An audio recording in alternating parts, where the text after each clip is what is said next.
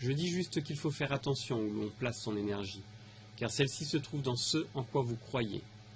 Et croire, une fois de plus, est différent de savoir.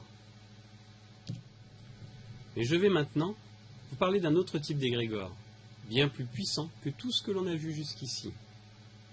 Dans ce cas précis, l'énergie est volontairement récupérée et utilisée par des êtres conscients de ce qu'ils font et dont le bénéfice sera essentiellement orienté vers leur propre pouvoir. Cet égrégore si puissant, c'est la religion, quelle qu'elle soit. Et en démontant ces rites, vous comprendrez comment se crée et se manipule un égrégore. Nous touchons ici l'essence même de la religion. Comment, pour un esprit intelligent, peut-on imaginer qu'il existe non pas un, mais une multitude de dieux qui se répartissent des populations entières, culturellement souvent différentes, les montant les unes contre les autres, et tout ça pour le bien de l'humanité? Comment des scientifiques, des personnes culturellement éduquées, peuvent-ils croire à la fois l'histoire officielle basée sur des faits et à celle officieuse d'une religion basée sur des croyances et des spéculations? En tant que chercheur occultiste, j'ai eu l'occasion de m'intéresser à un grand nombre de religions. J'ai lu les grands textes fondateurs, comme la Bible, les Védas, le Coran et d'autres livres encore. Né chrétien et baptisé par la volonté de ma famille, c'est en lisant l'Ancien puis le Nouveau Testament que j'ai renié cette religion. Ce n'est pas à cause du texte, mais à cause du fait qu'il existe une grande différence entre le livre et l'interprétation qu'en a fait l'Église.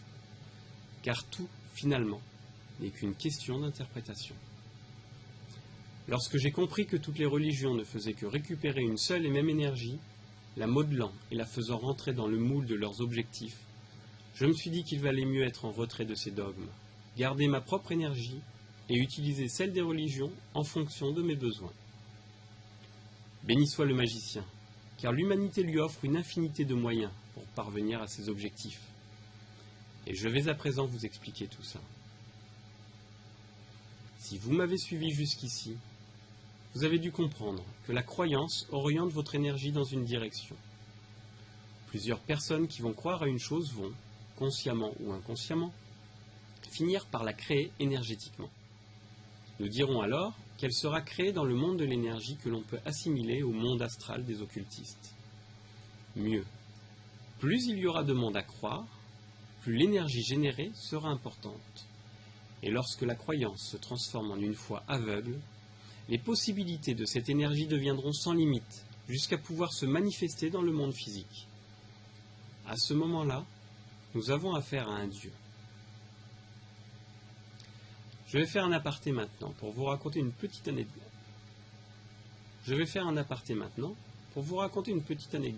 Vécue il y a quelques années. En 1996, j'avais créé une association que certains ont eu l'occasion de connaître, l'association J1. À ses débuts, nous étions une vingtaine qui nous réunissions tous les jeudis soirs dans une librairie ésotérique située à La Rochelle. Le principe de cette association était l'étude et l'expérimentation des phénomènes liés à l'ésotérisme. C'est ainsi que nous apprenions à tirer les cartes, faire de l'hypnose et bien d'autres choses encore. Un jeudi soir donc, j'arrivais avec une proposition qui étonna tout le monde. Nous allions créer un dieu. Après une bonne tranche de rigolade, on m'écouta un peu plus sérieusement. L'idée était la suivante. À nous tous, nous allions concentrer nos énergies dans le but de créer un égrégore qui aurait une forme, un nom, des caractéristiques et un domaine d'action. L'idée était que chacun se mette d'accord sur ces divers paramètres, puis de passer à la phase de création.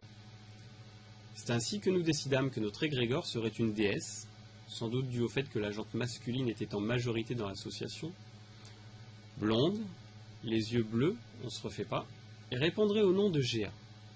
Elle vivrait durant 3 mois et serait alimentée par un encens spécifique créé pour elle. Son domaine d'action serait la santé, ce qui est souvent plus facile à expérimenter, car sur la durée de vie prévue, il nous arriverait bien un mal de tête ou une cheville tordue. Et il suffirait d'invoquer Géa pour qu'elle soulage nos douleurs. Une dernière chose, importante.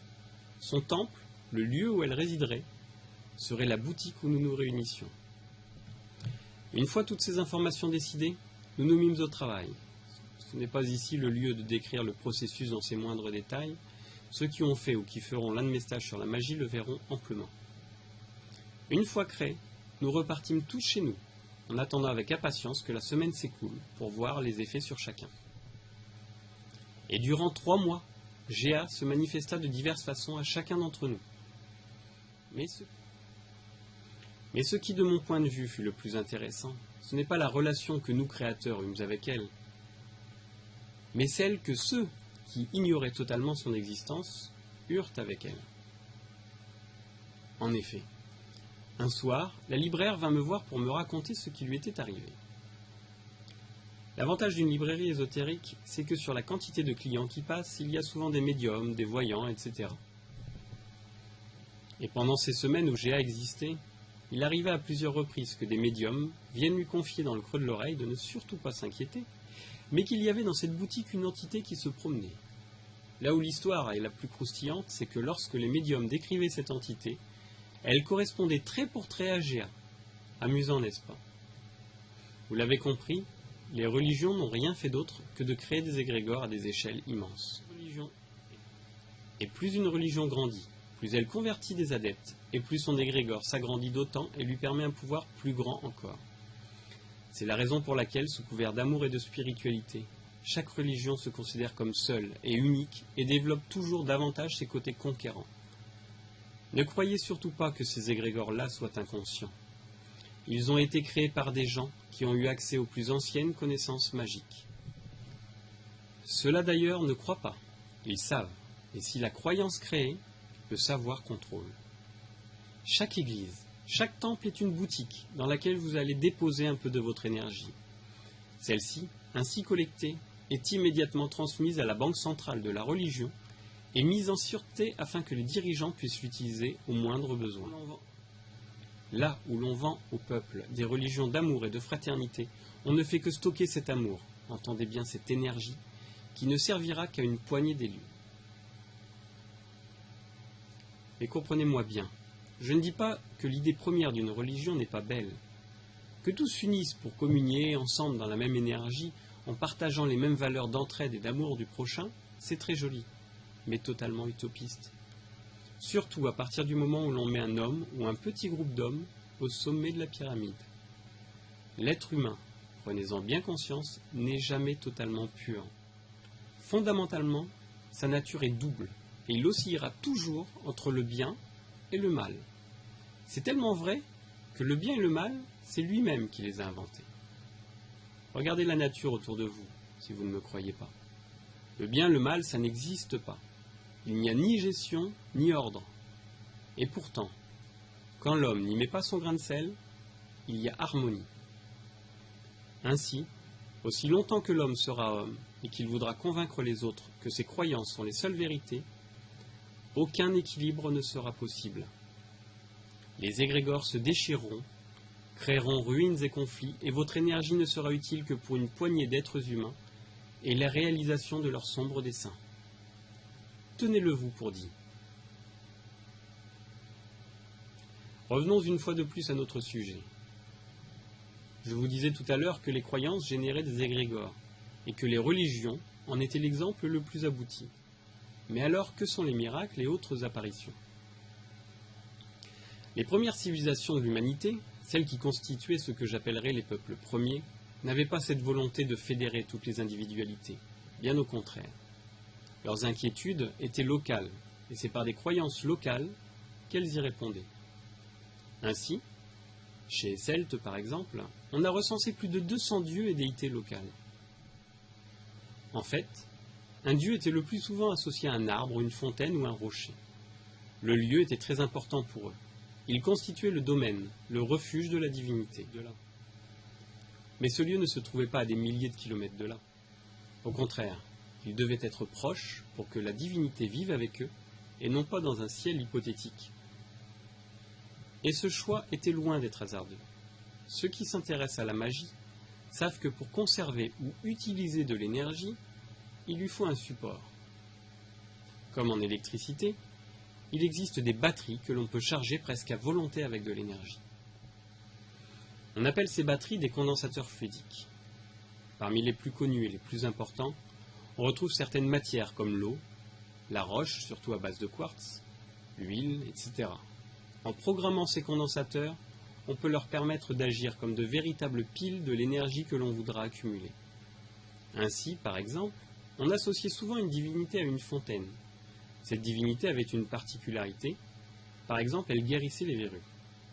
Du coup, l'eau de la fontaine devenait une eau guérisseuse de verrues. Plus la croyance se répandait, et plus l'eau réalisait des miracles. Mieux, plus l'égrégore se constituait, et plus on avait de chances de voir la divinité ou la bonne fée de la fontaine se baigner dans ses eaux. Et oui, l'égrégore pouvait donc se matérialiser aux yeux des plus sensibles. L'Église catholique a bien vite remplacé les divinités païennes par ses saints et condamné toutes ces croyances. Et il ne fallait surtout pas que ces visions continuent. On ne sait jamais, les gens auraient pu comprendre. Pourtant, les miracles n'ont pas cessé pour autant, et les apparitions non plus. Au lieu des fées, on a vu des saints, des anges et des vierges Marie. C'est évident que plus un égrégore est puissant, et plus ses manifestations pourront être visibles, d'autant plus s'il a un condensateur fluidique comme support. Voici la photo qu'un internaute m'a envoyée au début des années 2000. On peut y voir parfaitement, au milieu de la foule en pèlerinage, la forme de la Sainte Vierge telle que tous ces gens l'imaginent. Pourtant, alors que l'appareil photo a immortalisé cette image, aucun d'eux ne l'a vue. C'est bien là l'exemple parfait d'un égrégore qui se matérialise. Observez la densité de l'apparition. Imaginez quelle énergie il aura fallu à cet égrégore pour se manifester ainsi, énergie générée par la foi de tous ses croyants. Alors, un miracle, c'est quoi? C'est quand une personne, souvent sans le savoir, se met sur la même longueur d'onde qu'un égrégore en particulier, et puise dans ce réservoir l'énergie nécessaire à sa guérison ou à un besoin précis. Et une apparition arrive lorsqu'une personne est suffisamment sensible pour observer un égrégore se matérialiser. Il y a encore tant et tant de choses à dire sur le mystère des égrégores. Nous pourrions encore parler des statues dites à miracles, et qui ne sont que des égrégores locaux créés dans des buts spécifiques. Nous aurons l'occasion, au travers d'autres vidéos, d'étudier et d'expliquer d'autres types encore d'égrégores. Sachez toutefois que la magie enseigne comment les créer, comment les utiliser et comment les détruire. Bien plus, un mage pourra se brancher sur n'importe quel égrégore en fonction de ce qu'il veut réaliser. La conclusion de tout ça, c'est ouvrez les yeux. Vos croyances font les chaînes avec lesquelles d'autres vous manipulent. Croire, c'est pouvoir, mais il faut croire avec le soutien de la connaissance. Alors j'espère que maintenant, vous ferez bien attention à qui ou à quoi vous donnerez votre énergie. Et n'oubliez pas que l'égrégore le plus important est le vôtre, et celui qui est constitué des gens qui vous aiment. Tout le reste n'est qu'accessoire. La foi est une croyance aveugle et sans faille qui est à la fois notre plus grand pouvoir et notre plus grande faiblesse. Ayez foi en vous-même et vous changerez le monde.